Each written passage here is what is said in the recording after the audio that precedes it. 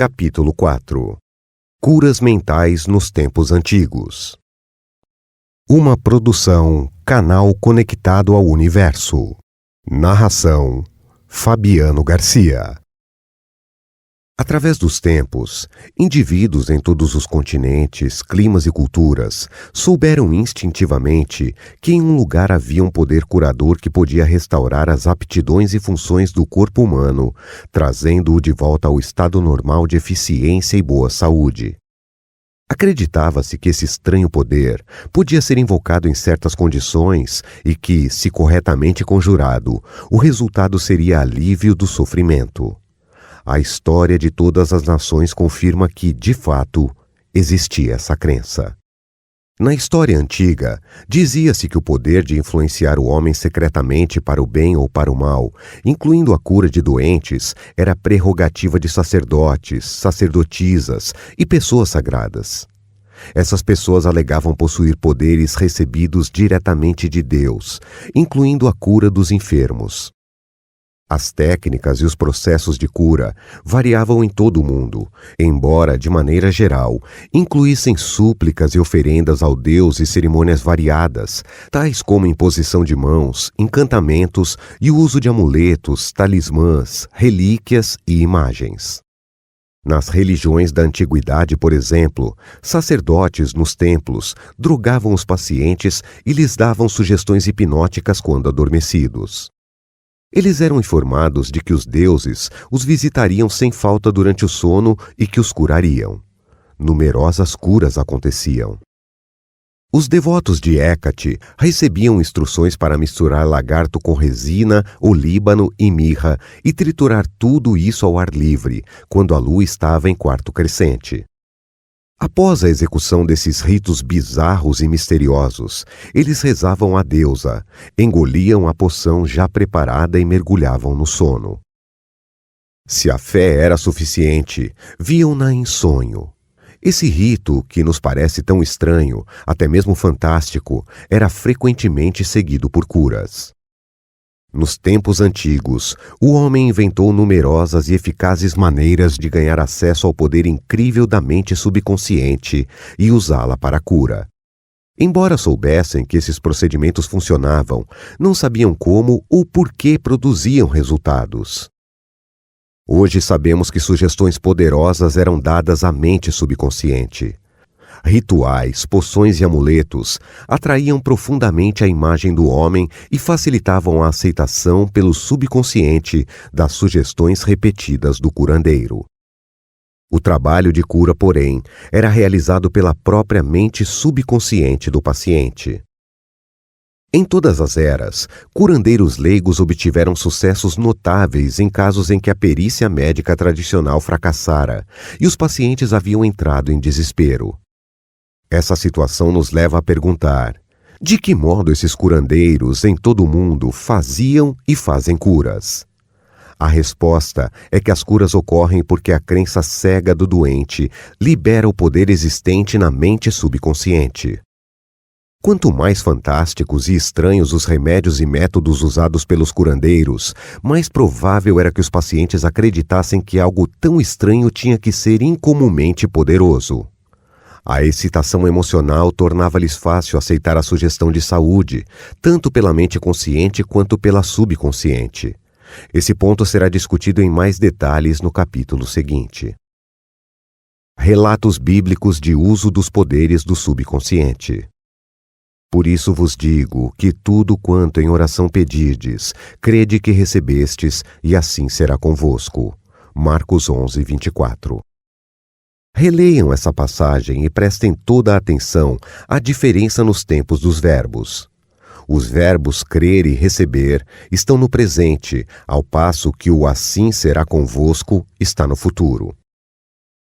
O inspirado evangelista nos diz algo da mais alta importância, com essa diferença aparentemente pequena na construção gramatical da sentença.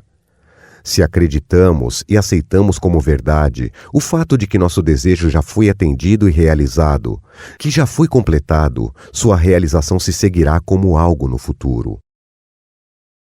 O sucesso dessa técnica reside na convicção profunda de que o pensamento, a ideia, a imagem já está na mente. Se queremos que alguma coisa tenha substância no reino da mente, ela deve ser pensada como realmente existe. No trecho bíblico temos, em umas poucas palavras enigmáticas, uma instrução concisa e específica sobre a maneira de usar o poder criador da mente, isto é, gravando no subconsciente aquilo que desejamos. Nosso pensamento, ideia, plano ou objetivo são tão reais em seu próprio plano como nossas mãos ou o coração no corpo.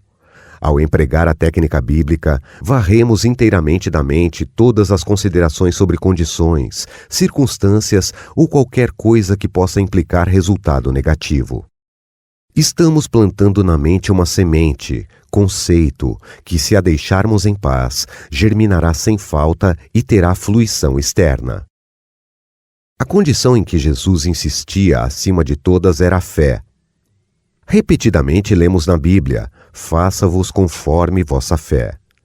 Se plantarmos certos tipos de semente no solo, temos fé em que elas germinarão segundo sua natureza. É assim que se comportam as sementes, e confiando nas leis do crescimento e da agricultura, sabemos que elas brotarão segundo sua natureza. A fé descrita na Bíblia é uma maneira de pensar, uma atitude mental, uma certeza íntima, a convicção de que a ideia que aceitamos sem reservas na mente consciente será assimilada pela mente subconsciente e tornada manifesta. A fé é, em certo sentido, a aceitação como verdade daquilo que nossa razão e sentidos negam. É um fechamento, a recusa em escutar a pequena, racional, analiticamente consciente e adotar uma atitude de confiança completa no poder interior da mente subconsciente. Mas vejamos uns dos exemplos bíblicos mais conhecidos da técnica de cura. Tendo ele entrado em casa, aproximaram-se os cegos, e Jesus lhes perguntou: credes que eu posso fazer isso? Responderam-lhe: sim, Senhor. Então lhes tocou os olhos, dizendo: façam-vos conforme a vossa fé. E abriram-se-lhe os olhos, porém os advertiu severamente, dizendo: acautelai-vos de que ninguém o saiba. Mateus 9, 28 a 30. Ao dizer faça-vos conforme a vossa fé, Jesus estava pedindo abertamente a cooperação da mente subconsciente dos cegos, cuja fé era a grande esperança, o sentimento profundo, a convicção interior de que alguma coisa milagrosa aconteceria, que a prece que haviam feito seria atendida. E por isso mesmo, foi. Essa é a técnica de cura consagrada pelo tempo, utilizada por todos os grupos de cura em todo o mundo, qualquer que seja a afiliação religiosa. Ao dizer, acautelai-vos de que ninguém o saiba, Jesus insistia com os pacientes curados para que não discutissem com outrem a cura recebida. Se assim fizessem, poderiam ser prejudicados por críticas céticas ou depreciativas dos incrédulos. Essa situação, por seu lado, poderia contribuir para desfazer o benefício recebido das mãos de Jesus, ao depositarem na mente subconsciente pensamentos de medo, dúvida e ansiedade. Que palavra é esta, pois com que autoridade e poder ordena os espíritos imundos e eles saem? Lucas 4:36. Quando o buscaram, os enfermos foram curados por sua própria fé, juntamente com a fé e a compreensão de Jesus do poder curador da mente subconsciente. Tudo o que decretava, ele sabia no íntimo que era verdade. Jesus e os necessitados de ajuda eram unos com a mente subjetiva universal. A certeza e convicção interiores de Jesus sobre o poder curador mudaram a configuração destrutiva negativa do subconsciente dos enfermos. As curas resultantes foram a resposta automática a uma mudança mental interna. O comando que ele lhes deu foi o apelo que fez ao subconsciente dos doentes, além de saber, sentir e confiar absolutamente na reação da mente subconsciente às palavras que com autoridade pronunciou. Milagres em santuários em todo o mundo. Em todos os continentes, em todos os países, curas acontecem em santuários. Alguns são mundialmente famosos, outros conhecidos apenas dos que moram nas suas proximidades. Mas, famosos ou obscuros, as curas ocorrem por motivos idênticos e por meio dos mesmos poderes da mente subconsciente. No Japão, visitei vários santuários famosos. A peça central do mundialmente conhecido Santuário de Diabutsu é uma gigantesca estátua de bronze, de 12 metros de altura, de Buda com as mãos postas, a cabeça inclinada em êxtase profundo. Observei velhos e jovens depositando oferendas aos pés da estátua: dinheiro, frutas, arroz, laranjas. Os devotos acendiam velas, queimavam incenso e entoavam preces com pedidos. Escutei atento o cântico de uma mocinha enquanto ela entoava a prece de cabeça baixa e apresentava 2 laranjas como oferenda. Nesse momento ela agradecia a Buda por ter lhe restabelecido a voz. Tendo-a perdido, recuperou-a no santuário. A fé simples em que Buda lhe restituiria a voz da cantora, se seguisse certo ritual, jejuasse e fizesse certas oferendas, a havia ajudado a despertar em si mesma a esperança. Como resultado, condicionou a mente até chegar a crer. Em seguida, o subconsciente transformou a crença em realidade.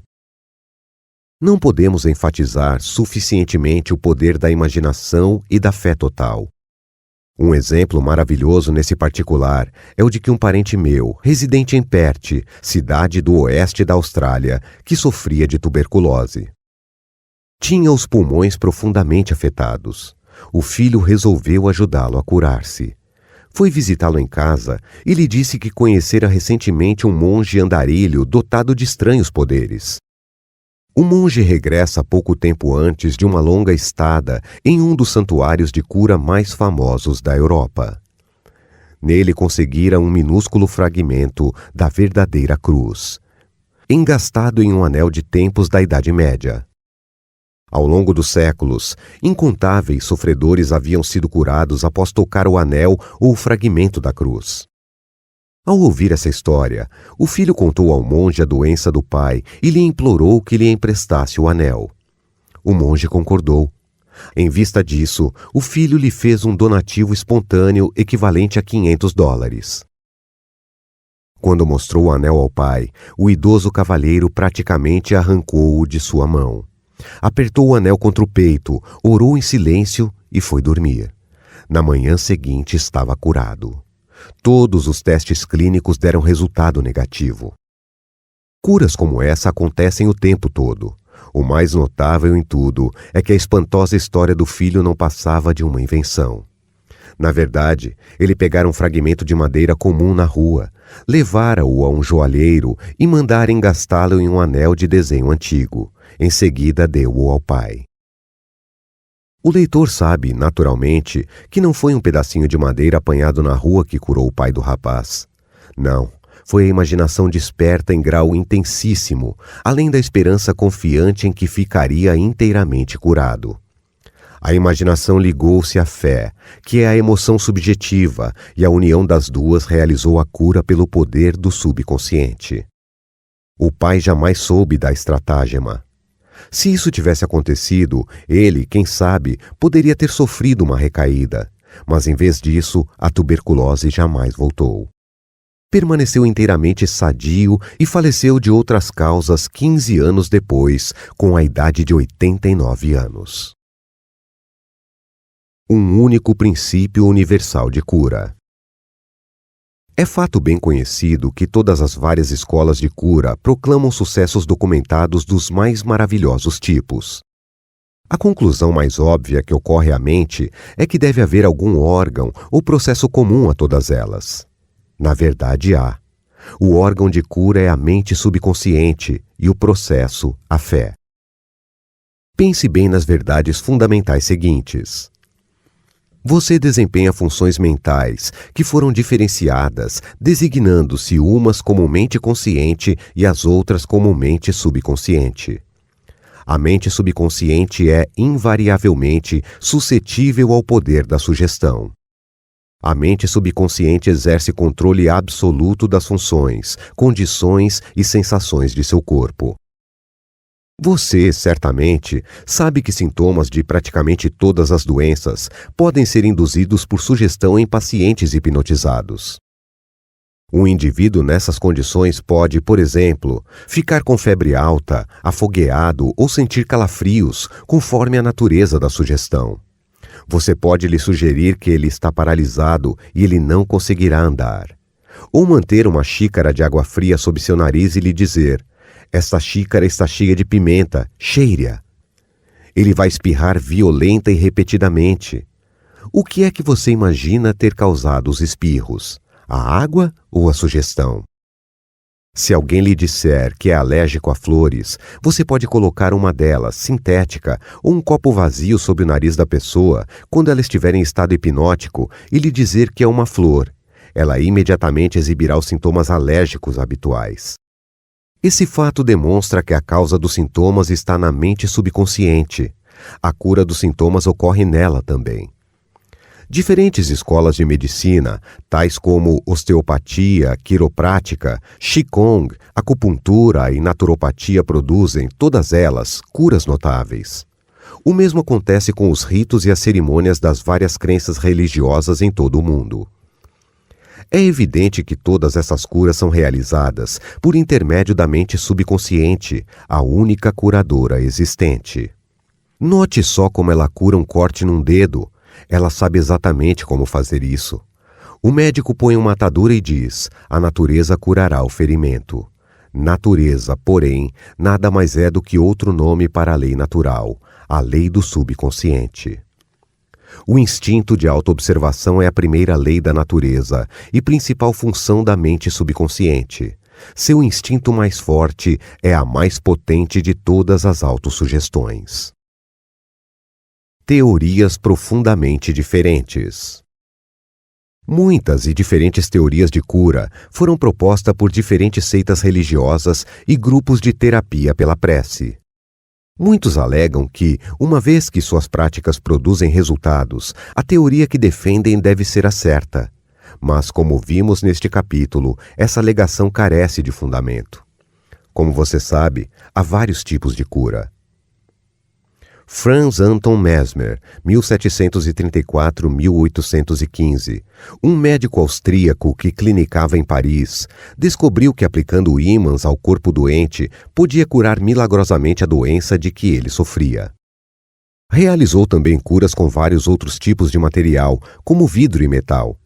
Mais tarde abandonou o uso desses objetos em troca de passe sobre o corpo do paciente. Proclamou que a verdadeira causa de suas curas era o que denominou de magnetismo animal. Formulou a teoria de que alguma substância magnética misteriosa era transmitida pelas mãos do curador ao paciente. Mesmer emprestou seu nome a um método de tratamento, que veio a ser conhecido como mesmerismo. Hoje nós o conhecemos como hipnotismo. Outros médicos invejosos do sucesso de Mesmer alegaram que todas as suas curas eram devidas à sugestão e a nada mais. Quando pressionados, porém, tiveram que confessar que não sabiam como o poder da sugestão produzia efeitos tão notáveis. Todos esses grupos, psiquiatras, psicólogos, osteopatas, quiropráticos, médicos e grupos religiosos de todos os tipos, utilizam o poder universal único existente na mente subconsciente. Todos podem proclamar que as curas são explicadas por suas teorias, embora a verdade seja muito diferente. O processo da cura, qualquer que seja ela, é uma atitude mental definida, positiva, uma atitude interior ou maneira de pensar denominada fé. A cura é devida a uma esperança confiante, que atua como sugestão poderosa à mente subconsciente, liberando seu poder curador. Ninguém cura usando um poder diferente do usado por outro. É bem verdade que ambos podem ter teorias ou métodos próprios, mas só há um único processo de cura, o da fé. Só há um único poder curador, isto é, a mente subconsciente. Escolha qualquer teoria, crença ou método que o agrade, e pode ficar tranquilo que, se tiver fé, obterá resultados. Opiniões de Paracelso. Philippus Paracelsus, famoso alquimista e médico suíço, que viveu de 1493 a 1541, foi um grande curandeiro em seus dias, e afirmou que é um fato científico óbvio quando disse: seja o objeto de sua fé real ou falso, você ainda assim obterá os mesmos resultados. Dessa maneira, se eu acreditar na estátua de São Pedro, como teria acreditado no próprio São Pedro, obterei os mesmos resultados que teria obtido com ele. Mas isso é superstição. A fé, contudo, produz milagres, e seja ela verdadeira ou falsa, sempre produzirá as mesmas maravilhas. As opiniões de Paracelso foram repetidas no século XVI por Pietro Pomponazzi, um filósofo italiano que escreveu o seguinte: podemos facilmente conceber os efeitos maravilhosos que a confiança e a imaginação podem produzir, especialmente quando ambas as qualidades existem nos sujeitos e nas pessoas que os influenciam. As curas atribuídas à influência de certas relíquias constituem efeitos da imaginação e da confiança das pessoas nessas relíquias. Charlatões e filósofos sabem que se esses ossos de qualquer esqueleto fossem postos no lugar dos ossos de um santo, os doentes ainda assim experimentariam efeitos benéficos se acreditassem que eram relíquias autênticas. Pense só no que isso implica. Se acredita no poder dos ossos de santos, ou nas propriedades curadoras de certas águas, ou, como meu parente australiano, nos efeitos milagrosos de um pedaço de madeira, você obterá resultados devido à poderosa sugestão dada à sua mente subconsciente. É esta que realiza a cura. Os experimentos de Berheim.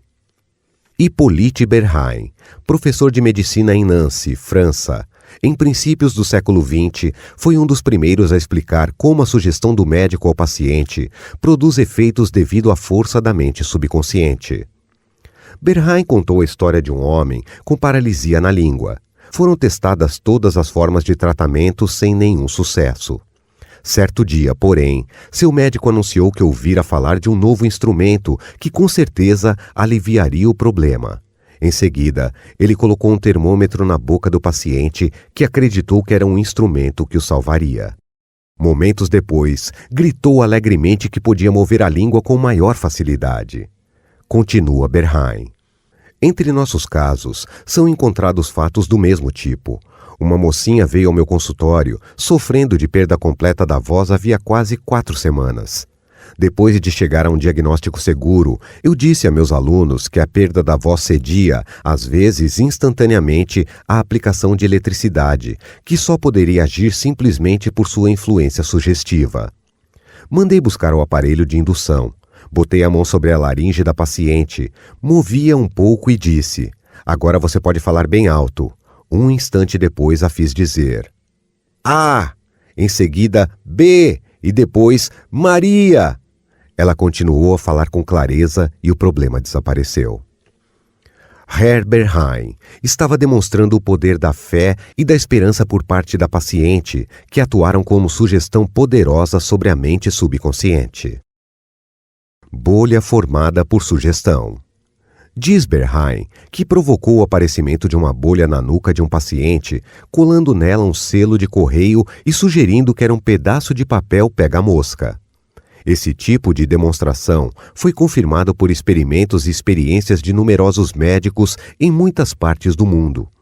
E não deixam dúvida de que mudanças estruturais no corpo podem ser feitas como resultado de sugestão oral ao paciente. A causa dos estigmas sangrentos. Hemorragias e estigmas sangrentos podem ser induzidos por sugestão. Como demonstração desse fato, o Dr. M. Borro colocou uma pessoa em transe hipnótico e lhe deu em seguida a sugestão seguinte: às 16 horas após a hipnose, você virá ao meu consultório, se sentará nessa poltrona e cruzará os braços sobre o peito. Seu nariz, nessa ocasião, começará a gotejar sangue. Naquela tarde, o jovem fez exatamente o que lhe havia sido dito. Logo que cruzou os braços, várias gotas de sangue pingaram da narina esquerda. Em outra ocasião, o mesmo pesquisador escreveu o nome do paciente em ambos os antebraços, com a ponta robusta de um instrumento, enquanto ele estava em transe hipnótico. Em seguida, disse Burro: às 16 horas você cairá no sono. Seu braço sangrará ao longo das linhas que eu tracei, e seu nome aparecerá escrito em seus braços em letras de sangue. Naquela tarde, o paciente foi atentamente observado. Às 16 horas ele caiu no sono. No braço esquerdo, as letras sobressaíram em relevo brilhante e em alguns pontos havia gotas de sangue. Embora as letras desaparecessem gradualmente, elas continuaram ainda levemente visíveis 3 meses depois. Esses fatos demonstram simultaneamente a correção das duas proposições expostas, isto é, a suscetibilidade invariável da mente subconsciente ao poder da sugestão e o controle perfeito que ela exerce sobre funções, sensações e condições do corpo. Todos os fenômenos citados retratam vividamente condições anormais induzidas por sugestão, e são provas conclusivas de que, assim como o homem pensa em seu coração, mente subconsciente, assim ele é. Recapitulação de pontos importantes sobre cura. 1. Lembre frequentemente a si mesmo que o poder curador está em sua mente subconsciente.